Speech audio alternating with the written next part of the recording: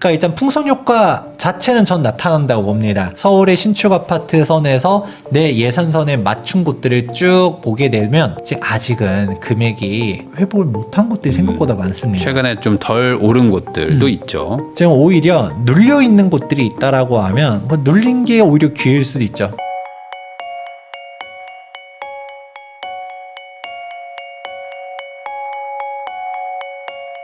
투미부동산 컨설팅의 김재경 소장님과 같이 이야기 나누고 있는데요. 그러면은 이번에는 좀 요거 한번 여쭤보겠습니다. 그러면 결국에는 이래나 저래나 정권에 상관없이 올 한 해는 똘똘한 한 채 정책은 계속될 것 같고, 그러면 사실 지금 비싼데 꽤 많이 올랐는데 더 갈 확률이 있다. 똘똘한 한 채들은. 그럼 여기서 약간의 그 풍선 효과랄까요? 이런 것들을 기대하기는 좀 힘들까요? 그러니까 너무 하나만 계속 올라갈 수는 없잖아요. 지금 실제로 많이들 올라가고 있는 데가 마포, 성동, 강동이죠. 네. 왜냐하면 지금 강남 3구랑 용산구를 토지거래 허가구역을 싹 지정해 버렸잖아요. 네.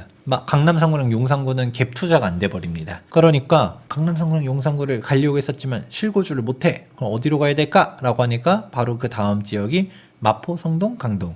좀 더 보게 되면 광진구, 동작구 이런 식으로잖아요. 여기에 있는 아파트들 가격대가 쫙 지금 올라가고 있는데 지금 현재 다 올라간 건 아니고 스팟별로 중심 핵심 지역들 먼저 움직이고 있어요. 마포구 같은 경우는 지금 아현동 신축 아파트가 이제 마프자죠. 마포 프리스티지자이가 24억 실거래가를 찍었고요. 그리고 옥수동에서는 레미안 옥수리버젠이 23억 5천만 원 실거래가를 찍었습니다. 해당 가격들은 다 정고점 이제 돌파한 거거든요.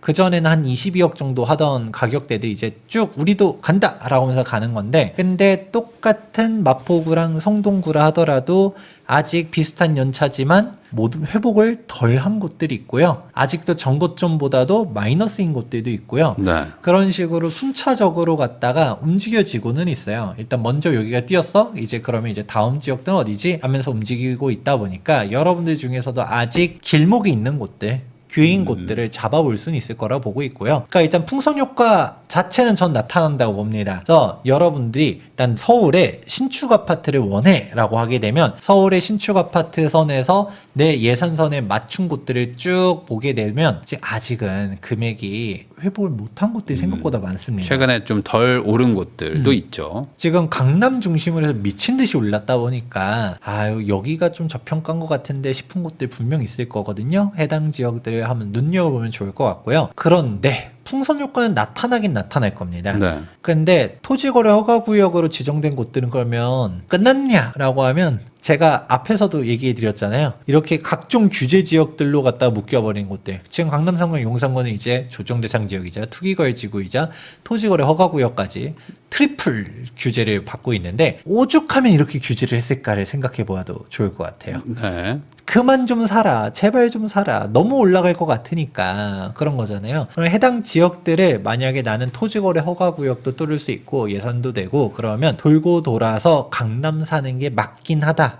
라고도 얘기를 해드립니다. 지금 토지거래 허가구역 재지정된 이후로 뭐 빠졌다라고 뉴스 나오는 데들이 대표적으로 잠실이 있잖아요. 네. 막 잠실은 뭐 무슨 2, 3억도 빠졌습니다라고 기사가 뜨는데 근데 부인장님한테 물어보자면 잠실 말고 강남인데 집값 빠졌어요라고 떠오르는 대표적인 동네 또 뭐 있나요? 요즘에 뭐 딱히 안 팔죠. 잘 안 팔시고 네. 그냥 버티고 계시는 분들이 훨씬 많죠. 지금 잠실만 빠졌다고 뉴스가 나오는데 반대로 말하면 잠실 외로는 딱히 빠진 데도 없어요. 네. 여전히 신고가를 찍고 있는 곳들이 있고 뭐 애초에 빠질 곳도 없어 라고 하면서 생각하시는 분들도 있고 그런 식으로 움직여지고 있는데 지금 오히려 눌려 있는 곳들이 있다라고 하면 눌린 게 오히려 기회일 수도 있죠. 돌고 돌아서 아까 마포 뛰고 성동 뛰고 이렇게 되면 잠실은 거꾸로 조금 눌렸대. 그럼 이 격차가 이제 줄어들게 되면 다시금 이 돈이면 잠실 가지라는 생각을 하는 사람이 분명 또 나옵니다.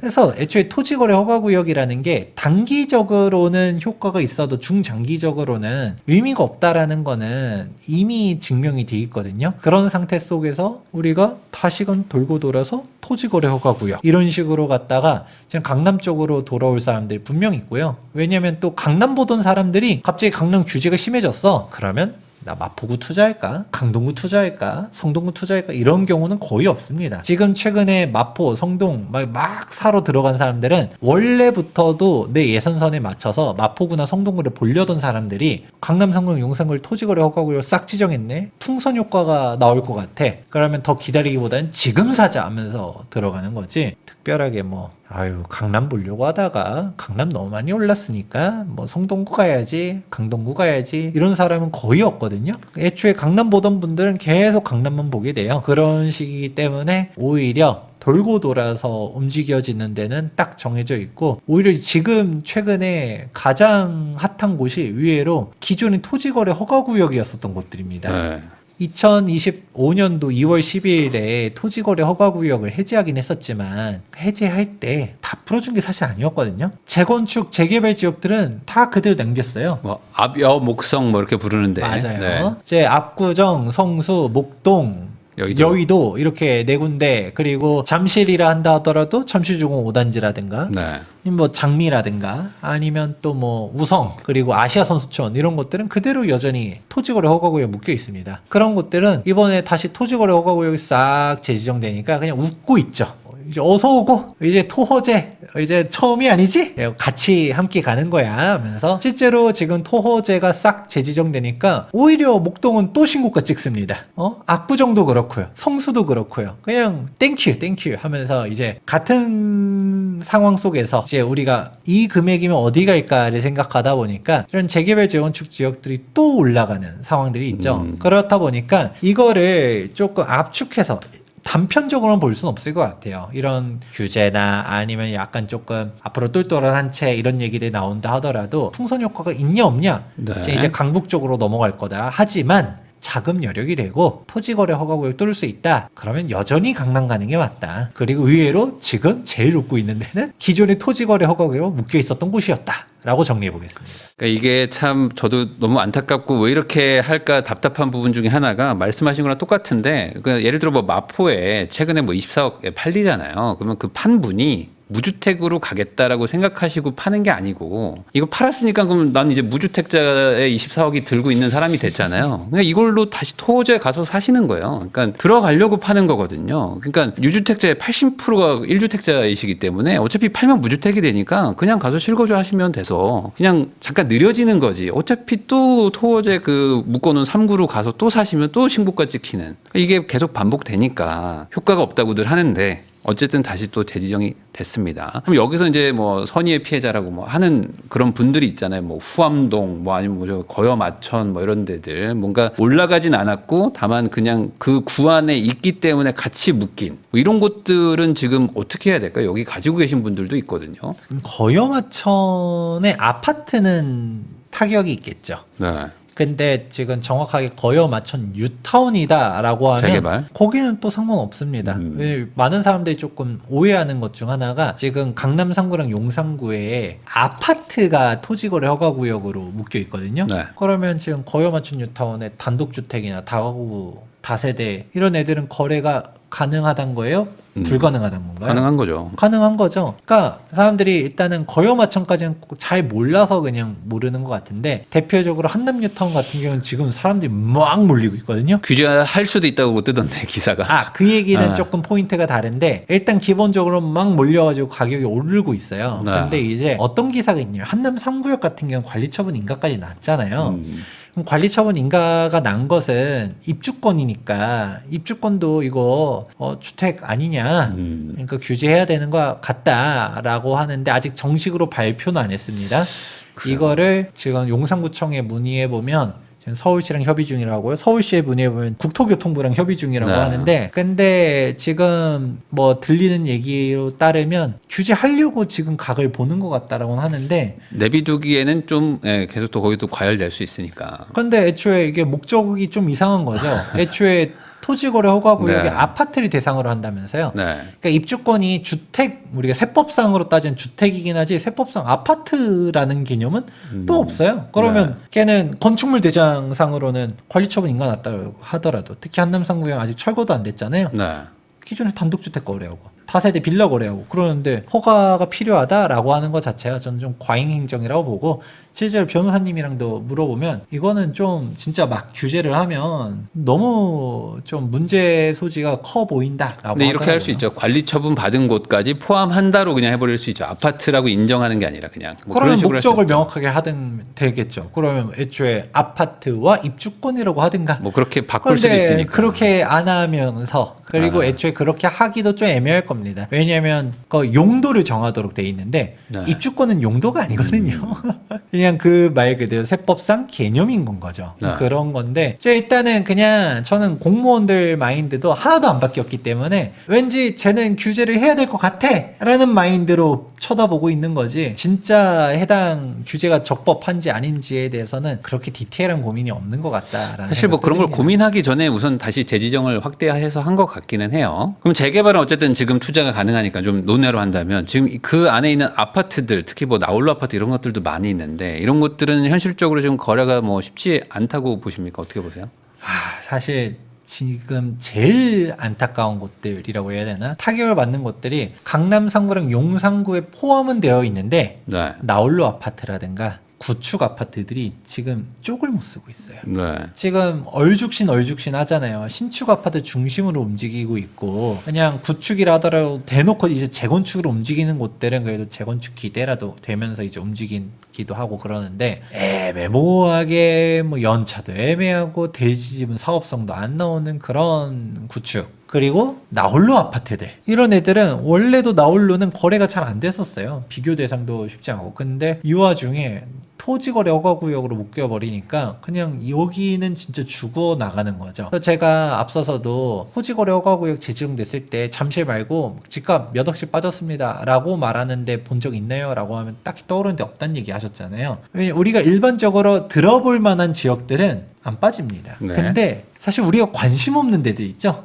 나홀로 아파트 뭐 이런 애들은 갑자기 날벼락이 터진 거죠. 아니 우리는 집값이 원래도 안 올랐는데 갑자기 토지거래 허가구역이래 실거주 해야 된대 갭 투자 안 된대 이래버리니까 안 그래도 이런 거 없어도 매도가 잘 안 됐는데 더 안 팔리죠. 이거라면 아유 뭐 일단은 이번 토지거래 허가구역 6개월이라고 하니까 뭐 6개월 뒤에 아마 또 연장할 것 같은 가능성도 높긴 하지만 일단 연장은 모르겠고 6개월만 버텼다가 팔까라고 하면 그 사람의 자금 사정이 다 있잖아요. 뭐 예를 들어서 나도 빨리 이거 나홀로 아파트 팔고서 좀 똘똘한 채로 가고 싶어 일 수도 있을 거고 진짜 자금이 필요해서 뭐 애가 뭐 결혼을 하려고 한다던가 아니면 사업적으로 좀 어려워서 이럴 수도 있고 아니면 일시적 2주택이 걸려서 네. 내가 다른 B주택을 사가지고 종전 A주택을 팔아야 되는데 3년 한도가 이제 얼마 안 남았어. 그런데 갑자기 토지거래 허가구역 때문에 애초에 뭐 싸게 팔아야 된다 정도가 아니라 전세가 아직 만기가 남아있으면 팔지도 못해요. 네. 그러니까 엉터리 같은 법이기 때문에 그래서 이런 상황 때문에 꼬여 있는 곳들 세입자한테 뭐 몇 천만 원 주고 맞아요. 내보내야 되는데 나홀로라 팔리지도 않는데 그것도 급급매로 팔아서 뭐 겨우겨우 어떻게 해야 되는 뭐 소위 말하면 뭐 정말 수천에서 뭐 억 단위 손해 보고 파는 거죠. 그런 경우들이 있다. 그런 부분들은 실제로 존재하기 때문에 좀 안타깝다라고 생각하고 있습니다. 그러면은 방금 말씀해 주신 거에서 어쨌든 재개발 쪽은 지금 어쨌든 토지 내에서도 뭐 영향은 안 받으니까요. 그러면 이제 상대적으로는 좀 수혜를 본다라고는 할 수는 있겠네요. 그럼요. 그러면은 이제 오늘 뭐 재개발 얘기가 나와서 제가 여쭤보는 건데 어찌됐든 간에 이제 앞으로는 이제 공급 부족이나 이런 것들에 대해서 뭐 여야 모두 이제 새로 정권을 잡으면 이제 5년을 이제 또 끌고 가야 되기 때문에 그 안에 분명히 어떤 이런 개발이나 아니면 입주 물량의 어떤 그 리스크 이런 것들이 이제 불거질 거란 말이죠. 그러면 재개발이나 재건축 쪽은 그래도 조금 완화하는 기조로 가지 않을까? 이거에 대해서는 좀 어떻게 생각하십니까? 여기도 규제를 할까요? 완화해야 된다라고 저는 생각합니다. 완화해야 된다라고 얘기하고 항상 제가 뭐 꼭 재개발 재건축 전문이라서가 아니라 재개발 재건축 규제 완화밖에 답이 없다라고 이 말씀들을 많이 드리는데 문제는 정치인들이 우리가 답을 알면서도 모르는 척한다라고도 생각합니다. 네. 예를 들어서 부인랑님이 이제 정치인이에요. 재개발 규제 완화, 재건축 규제 완화 해야 된다는 건 우리는 알고 있어. 네. 그런데 재건축 규제 완화 공약을 내걸어요. 네. 예를 들어 재건축 초과이익 환수제 폐지, 그리고 사업성 없는 곳들 뭐 이제 용적률 인센티브 더 주고 기부채나 완화해주고 임대주택도 적게 지어도 돼라고 얘기를 하면 재건축 가격이 어떻게 될까요? 뭐 올라가겠죠. 그렇죠. 재건축 가격이 올라가겠죠. 그러면 갑자기 이렇게 기사가 나오기 시작합니다. 불남발 재건축 가격 상승. 이름을 딱 달아서 네. 뭐 누가 쏘아 올린 공 이런 것들만 하잖아요. 정소공 하면서 이런 식으로 얘기 나오기 시작하면 아닌데 하면서 이제 갑자기 또 이상한 기사가 나오기 시작합니다. 서민들 구축 아파트조차 폭등해서 슬퍼 상대적 박탈감이 막 이런 식으로 기사가 나오면 근데 그거를 저는 정면 돌파해야 된다고 생각을 해요. 어쨌든 간에 결국은 돌고 돌아서 재개발 재건축 규제를 완화해서 재개발 재건축에 신축 아파트 공급이 되어야지 이제 부동산 가격 안정화에 일조를 한다라고 보는데 근데 여기서 제가 하나의 사례를 말씀드린 거가 바로 어떤 거냐. 그 부동산 공급이 늘어나면서 가격 안정 효과가 나오는 시점은 한참 뒤예요. 네. 내 임기 아닙니다. 그렇죠. 실제로 뭐 재개발 재건축은 말할 것도 없고요. 지금 이제 안전진단부터 시작해서 출발하려고 하면 와 진짜 쉬지도 않고 빠르게 달려가야 15년. 기본적으로 20년 이상을 바라봐야 될 것이고요. 그리고 근데 단적으로 조합원들끼리 모여서 하는 게 아니라 대놓고 국가 토지 수용해서 가는 3기 신도시조차도 지금 벌써 5년 넘게 지났는데 아직도 토지 확보도 다 못한 곳들이 태반이잖아요. 언제 입주해요? 언제 입주해? 그만큼 공급이라는 거는 중장기적 안목으로 갔다가 움직여지는 겁니다. 그래서 효과가 나타나는 거는 다음 정권 정도가 아니라 다다음 정권에서 튀어나오는데 근데 당장 집값 올라가는 거는 내가 발표하면 올라가요. 그래 버리면 이거 아닌 것 같은데 라는 생각을 하는 거고 솔직히 머릿속으로는 아 그래 재개발 재건축 규제 완화해야지 라는 생각을 하고 있다 하더라도 진짜 하는가는 뚜껑을 까봐야 된다. 지금 선도지구 발표했었잖아요. 네. 뭐라고 했었냐 2027년도 착공 2030년도 준공이래요. 네. 진짜 그거 어떤 단 하나의 단지라도 그 일정을 맞추면 제 손에 장을 지집니다. 절대 못 맞춰요. 그거를 어떻게 맞춰요? 2027년도 착공을 하려고 하면 역산해 보면 이주 철거 하는데 2년은 걸려요. 그러면 지금 당장 이미 설계랑 뭐 다 이제 뭐 끝나야죠. 뭐. 2025년도인데 그 이제 조합 설립하고 그리고 사업시행인가 건축심의랑 해서 사업시행인가 다 하고 관리처분까지 다 받고 그러고서 이제 2주 들어가세요라고 하는데 뭔 2주 철거 2년이냐 우리는 노후계획도시 특별법으로 가기 때문에 2주도 그냥 딱 반년 만에 다 해버리고 철거도 그냥 폭파해가지고 그냥 빵빵 포기하고로 터트려가지고 그냥 한 순식간에 다 없앨 수 있어 라고 하면 모르겠는데 그렇게 할 수 있을까요? 그게 안 되기 때문에 그냥 현실적인 부분들은 저는 항상 얘기하거든요. 근데 제가 이런 식으로 얘기하면 야 너는 국토교통부가 서울시가 된다라는데 왜 자꾸 초를 치냐라고 하는데 제가 항상 얘기 나오는 게 너무 막연한 부정론도 안 좋지만 너무 막연한 긍정론도 안 좋다라고 생각해요. 현실적으로 우리가 분석을 해야 된다라고 보고 재개발 재건축은 진짜 현실적인 벽이 되게 많거든요. 이렇게 얘기하는데 근데 그러면 저는 위의 포인트를 잡는 게 왜 2027년도 착공이라고 얘기했을까라고 생각을 합니다. 왜 2027년도 착공 30년도 준공이라고 국토교통부가 얘기했을까요? 정치적인 그 뭐 저거 아닐까요? 그 기간이나 이런 거 대선과 뭐 연계해서 했지 않았을까요? 대선 뭐 그런 것도 있을 수 있죠. 근데 제가 봤었을 때는 일단은 희망 고문이 제일 크다라고 봅니다. 그 여기서 말하는 희망 고문은 뭐 일기 신도시 주민들에 대한 희망 고문도 있겠지만 네. 더 큰 희망 고문은 무주택자들에 대한 희망 고문이라고 봐요. 2027년도 착공이란 얘기는 진짜 빠르면 2027년도부터 아니면 적어도 2028년도에는 일반 분양이 나올 거라는 거잖아요. 그러면 사람들 입장에서는 분당 좋아하니까 네. 야 기다려봐 분당에 신축 아파트 일반 분양 나올 거야 컴다운 자꾸 집 사라고 저렇게 공급 적다고 말하는 사람들 얘기를 그만 들어 라고 얘기를 할 수 있겠죠. 왜냐면 지금 현재 정말 심각한 게 2026년도부터 집값 상승을 걷잡을 수 없다고 저는 보고 있습니다. 네. 2025년도는 그래도 입주 물량이 어느 정도 돼요. 근데 2026년도부터 공급량이 반 토막 정도가 아니라 서울 같은 경우는 3분의 1 토막이 납니다. 그렇게 되기 시작하면 당장 매매 금액은 말할 것도 없고요. 전세 금액부터 올라가기 시작해요. 네. 이제 입주장이 없는 거잖아요. 그래 버리기 때문에 전월세 금액 올라갈 게 눈에 보이다 보니까 그러면 2026년도부터 해가지고 막 문제들이 되는데 그러면 그때 가서 정부는 계속 얘기하는 게 지금 정부 잘하고 있습니다. 공급량 많습니다라고 하잖아요. 네. 그러면서 실제로 민간에서 이제 산출하는 거랑 좀 다르게 하지만 정부는 인허가 물량이나 아니면 우리 흐름들 봤을 때 분명 충분히 2030년까지 분양 물량 많아요라는 식으로 얘기를 하고 있는데, 그럼 그 분양 물량을 착공도 안 했는데 뭘 어떻게 산출을 할까요? 라고 했었을 때 아마 이런 일기 신도시나 이런 물량들도 어떻게든 집어넣어서 네. 자, 서울에 물량이 없다고요? 수도권에 물량 없다고요? 정말 좋은 입지인데도 앞으로도 3만 세대, 4만 세대, 5만 세대 공급이 팍팍팍 될 것 같습니다. 그러니까 어서 저런 비전문가 같은 사람들의 말을 듣지 말고 정부를 믿으세요. 공급이 있습니다. 이런 식으로 얘기하려고 그런 식으로 하는 게 아닌가라는 합리적인 의심들을 하고 있단 거죠. 그러니까 여러분들이 뭔가 발표를 본다 하더라도 뭐 현실이랑 좀 안 맞는 사항들이 되게 많거든요. 그거를 단순히 정부 말이라고 뭐 우리 편 내 편 이게 아니라 그냥 무작정 받아들이는 게 아니라 좀 의심을 해봐라. 그냥 어렵지 않습니다. 당장 3기 신도시를 넘어서 2기 신도시는 얼마나 걸렸고, 그리고 다른 재개발 재건축은 얼마나 오래 걸렸는지를 그냥 찾아보면 금방 답이 나온다라는 거를 강조드리고 싶네요.